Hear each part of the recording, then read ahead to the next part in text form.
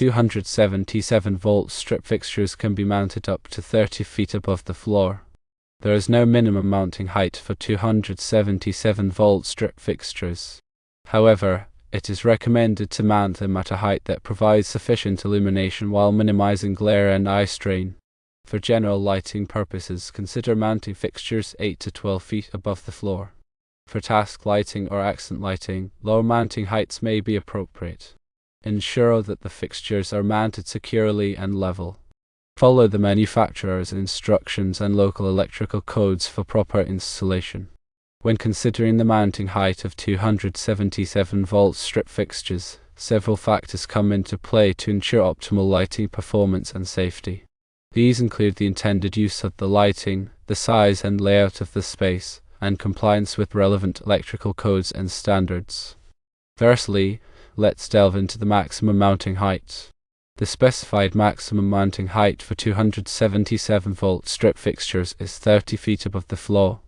This limit is primarily in place to address concerns related to light output and maintenance. Mounting fixtures higher than this limit may result in diminished light levels at the working plane, making it difficult to perform tasks effectively. Furthermore, reaching fixtures mounted above 30 feet for maintenance or replacement purposes can pose significant challenges and require specialized equipment. Secondly, concerning the minimum mounting height, there isn't a strict minimum height stipulated for 277-volt strip fixtures. However, the absence of a minimum height does not imply that fixtures can be installed at any arbitrary level. Instead, it underscores the importance of considering other factors such as glare, eye strain, and the specific lighting requirements of the space. When determining the appropriate mounting height, it's essential to strike a balance between providing adequate illumination and minimizing potential discomfort for occupants. For general lighting purposes, a mounting height in the range of 8 to 12 feet above the floor is often recommended. This height range typically provides a good balance between light distribution, glare reduction, and ease of maintenance. However, the ideal mounting height may vary depending on the specific characteristics of the space and the desired lighting effect. For task lighting applications, where focused illumination is required for specific tasks or activities, lower mounting heights may be more appropriate. By positioning fixtures closer to the work surface, it's possible to achieve higher light levels and improved visibility. However, it's crucial to ensure that the fixtures are positioned in a way that minimizes glare and shadows, which can hinder performance and cause eye strain. Similarly, for accent lighting applications, where the goal is to highlight specific objects or architectural features, lower mounting heights may be preferred to create dramatic effects and draw attention to the desired focal points. Again, careful consideration must be given to the positioning and aiming of the fixtures to avoid glare and ensure that the light is directed effectively. In addition to mounting height, the secure and level installation of 277-volt strip fixtures is paramount for both safety and performance. Properly installed fixtures are less likely to vibrate, sag, or detach from the mounting surface, reducing the risk of accidents and equipment damage. Furthermore, level fixtures ensure uniform light distribution and prevent unsightly shadows or uneven illumination patterns. To ensure proper installation, it's essential to follow the manufacturer's instructions and local electrical codes. These resources provide detailed guidance on the selection of appropriate mounting hardware, wiring methods, and grounding requirements. Additionally, it's advisable to consult with a qualified electrician to ensure that the installation complies with all applicable regulations and standards. Local electrical codes are crucial for ensuring electrical safety during the installation and operation of lighting systems. Codes like the National Electrical Code, often abbreviated as NEC, set standards for wiring, overcurrent protection, grounding, and other aspects of electrical installations. Compliance with these codes helps minimize the risk of electrical shocks, fires, and other hazards. When installing 277-volt strip fixtures, it's essential to adhere to all relevant code requirements. This may involve using appropriately sized conductors, providing adequate overcurrent protection, and ensuring proper grounding of the fixtures. Additionally, Some codes may specify minimum clearances between fixtures and combustible materials, as well as requirements for emergency lighting and exit signs. Failure to comply with local electrical codes can result in fines, penalties, and potential liability in the event of an accident. Moreover, non-compliant installations may pose a safety hazard to occupants and damage the reputation of the installer. Therefore, it's always best to err on the side of caution and ensure that all electrical work is performed by qualified professionals who are familiar with local code requirements.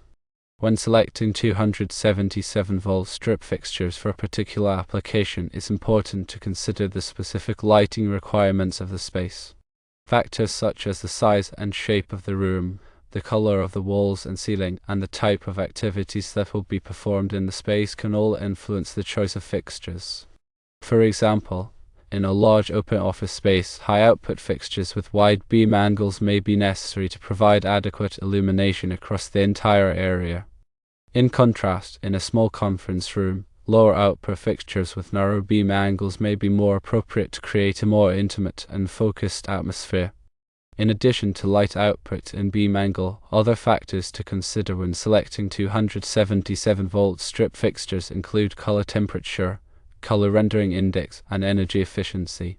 Color temperature refers to the warmth or coolness of the light produced by the fixture, measured in Kelvin. Warmer color temperatures, such as 2700 Kelvin to 3000 Kelvin, produce a yellowish light that is often preferred for residential and hospitality applications. Cooler color temperatures, such as 4000 Kelvin to 5000 Kelvin, produce a whiter light that is often preferred for office and retail applications. Color rendering index, often abbreviated as CRI, is a measure of how accurately a light source renders colors compared to natural daylight. A CRI of 80 or higher is generally recommended for applications where accurate color rendering is important, such as retail displays and art galleries. Energy efficiency is another important consideration when selecting 277-volt strip fixtures. Energy-efficient fixtures consume less electricity and produce less heat, resulting in lower energy bills and reduced environmental impact. Look for fixtures that are Energy Star certified or that meet other energy efficiency standards. In addition to selecting the right fixtures, proper lighting design is essential for creating a comfortable, productive, and visually appealing environment. A well-designed lighting system should provide adequate illumination for all tasks and activities, minimize glare and shadows, and enhance the overall aesthetics of the space. There are many different approaches to lighting design, but some common principles include layering light, using task lighting, and controlling daylight. Layering light involves combining different types of light sources to create a more dynamic and interesting lighting scheme. For example, a typical layered lighting system might include ambient lighting to provide overall illumination, task lighting to provide focused illumination for specific tasks, and accent lighting to highlight architectural features or artwork. Task lighting involves providing localized illumination for specific tasks or activities. Task lighting is often used in offices, workshops, and other areas where focused illumination is needed to improve visibility and reduce eye strain. Controlling daylight involves using window treatments, skylights, and other strategies to manage the amount of natural light that enters a space. Daylight can provide a significant source of illumination, but it can also cause glare and overheating if not properly controlled. When designing a lighting system, it's important to consider the needs of the occupants and the specific characteristics of the space. Factors such as the age and visual acuity of the occupants, the type of tasks that will be performed, and the color and texture of the surfaces in the space can all influence the design. It's also important to consider the energy efficiency of the lighting system and to select fixtures and controls that will minimize energy consumption and reduce environmental impact. In conclusion, determining the appropriate mounting height for 277-volt strip fixtures requires careful consideration of various factors, including the intended use of the lighting, the size and layout of the space, and compliance with relevant electrical codes and standards. While there is no minimum mounting height specified, it's essential to balance providing adequate illumination with minimizing glare and eye strain. Following manufacturer's instructions and local electrical codes is crucial for ensuring secure and level installation, as well as compliance with safety regulations. Additionally, proper lighting design plays a vital role in creating a comfortable, productive, and visually appealing environment. By considering these factors and working with qualified professionals, it's possible to achieve optimal lighting performance and safety in any space. Let's also discuss the types of spaces these strip fixtures are typically installed in. 277-volt strip fixtures are commonly used in commercial and industrial settings due to their energy efficiency and ability to provide ample illumination over large areas. These fixtures are particularly well suited for spaces such as warehouses, factories, retail stores, and office buildings. In warehouses and factories, 277-volt strip fixtures are often used to provide general illumination throughout the space. Their high light output and wide distribution patterns make them ideal for illuminating large areas with high ceilings. Additionally, their energy efficiency can help reduce operating costs in these energy-intensive environments. In retail stores, 277-volt strip fixtures are commonly used to provide ambient lighting and highlight merchandise displays. Their bright, even illumination can help create a welcoming and visually appealing shopping environment. Additionally, their long lifespan and low maintenance requirements make them a cost-effective lighting solution for retail applications. In office buildings, 277-volt strip fixtures are often used to provide general illumination in open office areas, hallways, and conference rooms.